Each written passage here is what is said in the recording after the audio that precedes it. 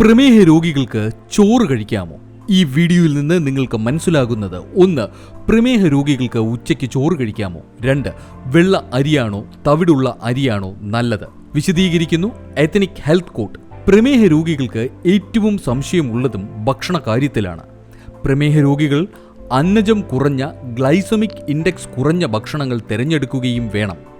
മലയാളി ഏറ്റവും കൂടുതൽ കഴിക്കുന്ന ആഹാരം ചോറ് ആയതുകൊണ്ട് തന്നെ പ്രമേഹ രോഗികൾക്ക് ചോറ് കഴിക്കാമോ എന്ന കാര്യത്തിലും സംശയമുണ്ടാകാം. രക്തത്തിലെ പഞ്ചസാരയുടെ അളവ് വർദ്ധിപ്പിക്കും എന്ന് കരുതി പ്രമേഹമുള്ളവർ ചോറ് പൂർണ്ണമായും ഒഴിവാക്കാറുണ്ട്. എന്നാൽ അങ്ങനെ പൂർണ്ണമായും ഒഴിവാക്കേണ്ട ആവശ്യം ഇല്ലെന്നാണ് വിദഗ്ധർ പറയുന്നത്. എന്നാൽ ചോറ് കഴിക്കുമ്പോഴും അളവ് നിയന്ത്രിക്കേണ്ടതും അത്യാവശ്യമാണ്. കാരണം അമിതമായി ചോറ് കഴിക്കുന്നത് രക്തത്തിലെ പഞ്ചസാരയുടെ അളവിൽ വ്യത്യാസം വരുത്താം. കാർബോഹൈഡ്രേറ്റും കലോറിയും ധാരാളം അടങ്ങിയ ഭക്ഷണങ്ങളിൽ ഒന്നാണ് ചോറ്.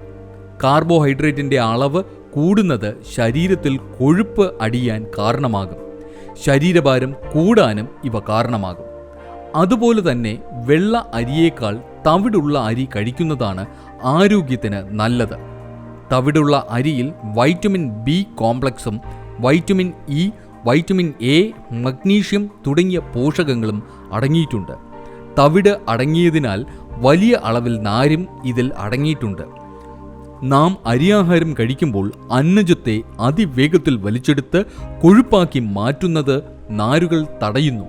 അതുകൊണ്ട് തന്നെ ചുവന്ന അരി വെള്ള അരിയെ അപേക്ഷിച്ച് പ്രമേഹത്തെ ഫലപ്രദമായി ചെറുക്കുന്നു എന്നാണ് വിദഗ്ധർ പറയുന്നത്. വെള്ള അരിയിൽ ധാരാളം കാർബോഹൈഡ്രേറ്റ് അടങ്ങിയിരിക്കുന്നതിനാൽ പ്രമേഹ രോഗികൾക്ക് അവ അളവ് നിയന്ത്രിച്ചു വേണം കഴിക്കാൻ. എന്തുകൊണ്ട് പ്രമേഹം ഉണ്ടാകുന്നു? രാജ്യത്ത് വർദ്ധിച്ചു വരുന്ന ജീവിതശൈലി രോഗമാണ് പ്രമേഹം. അനാരോഗ്യകരമായ ഭക്ഷണ രീതിയും വ്യായാമക്കുറവും ഒക്കെ തന്നെ പ്രമേഹത്തിലേക്ക് നയിക്കുന്നു. ജീവിതത്തിലെ പഞ്ചസാരയുടെ അളവ് ക്രമാതീതമായി ഉയർന്ന അവസ്ഥയാണ് പ്രമേഹം. പ്രമേഹം ഒരു രോഗം എന്നതിനേക്കാൾ ജീവിതശൈലിയുടെ ഭാഗമായി വരുന്ന അനാരോഗ്യകരമായ അവസ്ഥയാണ്. മിക്കവരിലും ഇന്ന് കണ്ടുവരുന്നത് ടൈപ്പ് 2 പ്രമേഹമാണ്. ഭക്ഷണം, ഉറക്കം, ചിട്ടയായ വ്യായാമം, മരുന്നുകൾ, ആരോഗ്യകരമായ മാനസികാവസ്ഥ തുടങ്ങി പല കാര്യങ്ങളും പ്രമേഹ രോഗികൾ ശ്രദ്ധിക്കേണ്ടതുണ്ട്.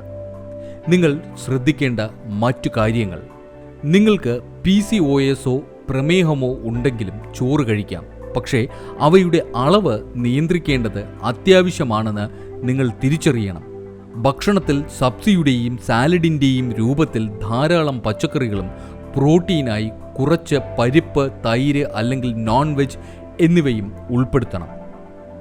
ഇത്തരത്തിലുള്ള മറ്റനേകം അറിവുകളും ഈ ചാനലിലുണ്ട്. കൂടുതൽ വീഡിയോകൾ കാണുക, മറ്റുള്ളവർക്കായി ഷെയർ ചെയ്തു കൊടുക്കുക. Ethnic Health Court, forward to good health.